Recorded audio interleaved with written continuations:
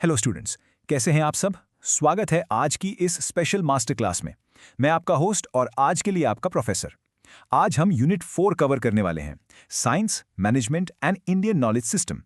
देखिए, अगर एग्जाम्स में टॉप करना है ना, तो कंसेप्ट्स और एग्जैक्ट कीवर्ड्स दोनों एकदम क्लियर होने चाहिए। तो जल्दी से अपना पेन और नोटबुक निकाल लीजिए, because we are going to learn efficiently.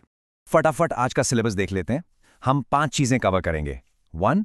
Astronomy and mathematics. 2. Chemistry and metallurgy. 3. Ancient botany and medicine. 4. Geography and agriculture. And 5. Modern physics in India. हमारा रूल बड़ा सिंपल रहेगा। पहले मैं आपको हर टॉपिक इजी इंग्लिश में समझाऊंगा, उसके बाद मैं directly important English exam points बोलूंगा जो आपको नोट करने हैं, और एंड में क्विक समरी। तो चलिए शुरू करते हैं। Unit 1 astronomy and mathematics.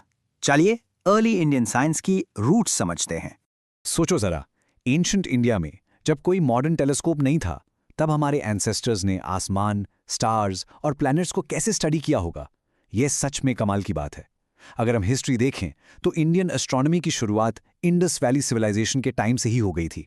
उस टाइम लोग आसमान देखकर सीजन्स और टाइम का पता लगाते थे। बाद में यह एक प्रॉपर एकेडमिक सब्जेक्ट बन गया। एक टर्म है वेदांगा।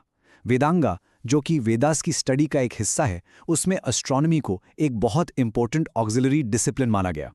सिंपल वर्ड्स में कहें तो अर्ली इंडियंस के लिए आसमान को पढ़ना उनके रिलीजन और डेली लाइफ का एक कोर पार्ट था। ऑलराइट, अब अपनी नोटबुक में ये इंपॉर्टेंट एग्जाम पॉइंट्स लिखिए। I am speaking slowly. First, 1400 to 1200 BCE, Vedanga Jyotisha is the oldest known text. Second, 5th to 6th century, Aryabhata, the earliest Indian mathematician, wrote the Aryabhatya.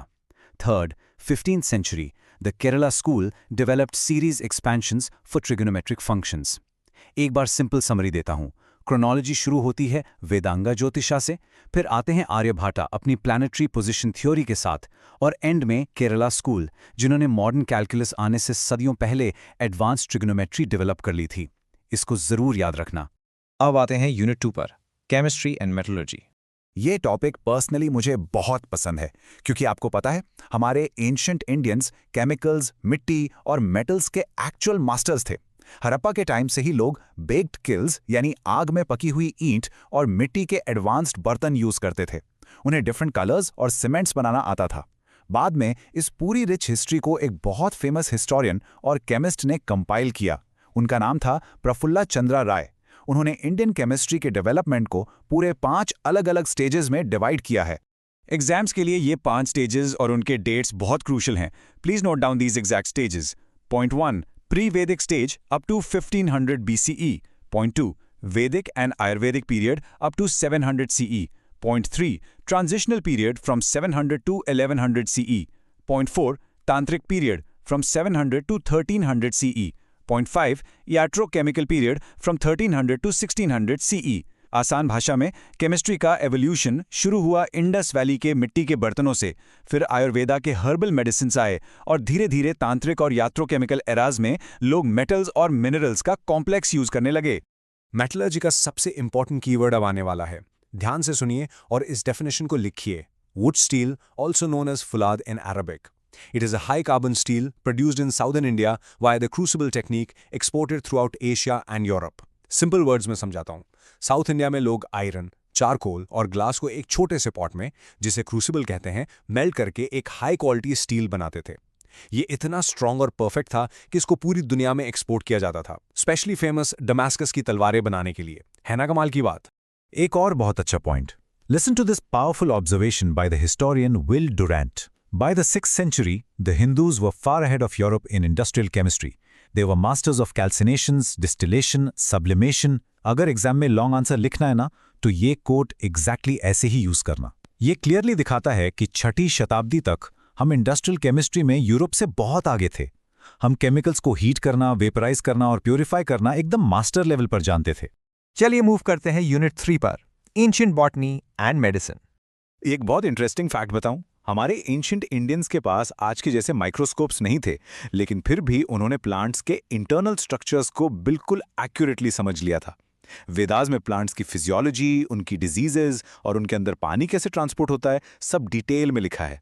Ancient Indians ये मानते थे कि plants में भी life होती है, उन्हें feel होता है और उनका एक प्रॉपर सैप ट्रांसपोर्टेशन सिस्टम होता है। इस पूरी डीप स्टडी को एक स्पेसिफिक एंशिएंट टर्म दिया गया था। Get your pens ready for this important exam definition. Write this down. Vrikshayurveda, the ancient science of botany compiled by Parashara. It details the internal cell wall known as Kalavestana and sap transport known as Syandana. Exam में ये terms वृक्षायुर्वेदा, Parashara, कलावेस्तना और स्यांदना जरूर highlight करना है आपको। इसका simple मतलब ये है कि रॉबर्ट हुक के सेल डिस्कवर करने से कई सदियों पहले पराशरा नाम के स्कॉलर ने प्लांट सेल की बाउंड्री और उसके अंदर पानी के फ्लो को परफेक्टली डिस्क्राइब कर दिया था। एग्जाम के पॉइंट ऑफ व्यू से एंशिएंट स्कॉलर मनु की ये प्लांट क्लासिफिकेशन टेबल बहुत ही हाई यील्डिंग है। ध्यान से सुनिए। I will read the English terms slowly for you to note. औषधि, plants withering after fructification. Vanaspati, fruits without evident flowers. Vriksha, trees with flowers and fruits. Guchha, bushy herbs. Gulma, succulent shrubs. Trina, grasses. In simple words, Manu ने plants को उनके दिखने के तरीके और fruit bearing nature के basis पर divide किया था। जैसे औषधि वो पौधे हैं जो फल आने के बाद सूख जाते हैं, जैसे चावल और गेहूं। इस टेबल को रट लीजिए, एग्जाम में आने के हाई चांसेस हैं। अब बढ़ते हैं यूनिट 4 की तरफ, geography and agriculture. Indian subcontinent की एकदम यूनिक ज्योग्राफी ने हमारी हिस्ट्री और आज की फार्मिंग कैपेबिलिटीज दोनों को शेप किया है। एंशिएंट इंडिया की ज्योग्राफी आसान नहीं थी। नॉर्थ में ऊंचे हिमालयज, साउथ में ओशंस और बीच में गर्म डेजर्ट्स और फ्लड्स लाने वाले मॉनसून्स। इंडस वैली सिविलाइजेशन के हराप्पन्स को इन्हीं बड़ी रिवर्स और मॉनसून फ्लड्स के बीच सर्वाइव करना था। तो उन्होंने क्या किया? फ्लड से बचने के लिए उन्होंने एडवांस्ड कैनाल नेटवर्क्स बनाए और ह्यूमन हिस्ट्री की पहली इंडोर प्लम्बिंग सिस्टम डेवलप की। जरूरत सच में आविष्कार की जननी होती है। अब थोड़ा मॉडर्न टाइम्स की बात करते हैं। दिस नंबर हियर, $39 बिलियन, ये सिर्फ एक नंबर नहीं है, ये हमारी आज की एग्रीकल्चरल स्ट्रेंथ का सबसे बड़ा प्रूफ है। एंशिएंट फार्मिंग टेक्निक से लेके मॉडर्न साइंटिफिक एग्रीकल्चर तक हमने इतनी प्रोग्रेस की है कि आज हम सिर्फ अपना नहीं बल्कि पूरी दुनिया का पेट भर रहे हैं। एग्जाम्स के लिए note down these exact data points. India showed explosive agricultural export growth. In 2004, net exports were at $5 billion. By 2013, this figure jumped to $39 billion. अगर मैं इसे सिंपल भाषा में कहूं, इंडिया आज सिर्फ अपने 1 बिलियन से ज्यादा लोगों को फीड नहीं कर रहा, बल्कि हम पूरी दुनिया के टॉप एक्सपोर्टर्स बन चुके हैं राइस, व्हीट और कॉटन जैसी फसलों में। हमारा एग्रीकल्चरल एक्सपोर्ट ग्रोथ इतना तेज रहा है कि इसने यूरोप के कंबाइंड एक्सपोर्ट्स को भी पीछे छोड़ दिया। और अब हमारी last unit 5, modern physics in India. Ancient और हिस्टोरिकल फैक्ट्स से निकलकर अब हम आते हैं मॉडर्न टेक्नोलॉजी और साइंस की रियल दुनिया में। फिजिक्स को देखिए, naturally king of all sciences कहा जाता है, क्योंकि यही हमें नेचर के फंडामेंटल रूल समझाता है। और इंडिया ने मॉडर्न फिजिक्स में दुनिया को बहुत बड़े साइंटिस्ट दिए हैं, जिन्होंने लाइट स्कैटरिंग के बेसिक रूल से लेकर देश के एडवांस्ड न्यूक्लियर प्रोग्राम्स तक में अपना बड़ा कंट्रीब्यूशन दिया है। Please note down these 2 critical exam bullet points very carefully. Point 1. C.V. Raman was awarded the 1930 Nobel Prize in Physics for his work on light scattering. Point 2. Raja Ramanna, a Padma Vibhushan recipient, is known for building India's nuclear program. ध्यान रखिए, CV Raman ने light कैसे बिखरती है उस पर revolutionary research की थी और राजा रमन्ना ने हमारे देश को न्यूक्लियर पावर बनने में मदद की। ये दोनों फिगर्स आपको एग्जाम में डेफिनेटली मेंशन करने हैं अगर मॉडर्न साइंस पर क्वेश्चन आए। लेकिन अब एक बहुत ही सीरियस रियलिटी चेक देता हूं आपको। एग्जाम में मॉडर्न कॉन्टेक्स्ट सेट करने के लिए ये डेटा याद रखें। इन information and communication technology, among the top 2% of scientists in the world, China has 1084 scientists while India has only 198। एक टीचर होने के नाते ये एक फैक्ट है जो मैं चाहता हूं आप समझें। देखिए, एंशिएंट टाइम्स में हम केमिस्ट्री और मैथ्स के मास्टर्स थे, बिल्कुल टॉप पर, बट आज मॉडर्न टेक और रिसर्च में स्पेशली चाइना और यूएसए के आगे हम थोड़ा पीछे रह गए हैं। ये गैप कवर करना अब आने वाली जनरेशन की रिस्पॉन्सिबिलिटी है।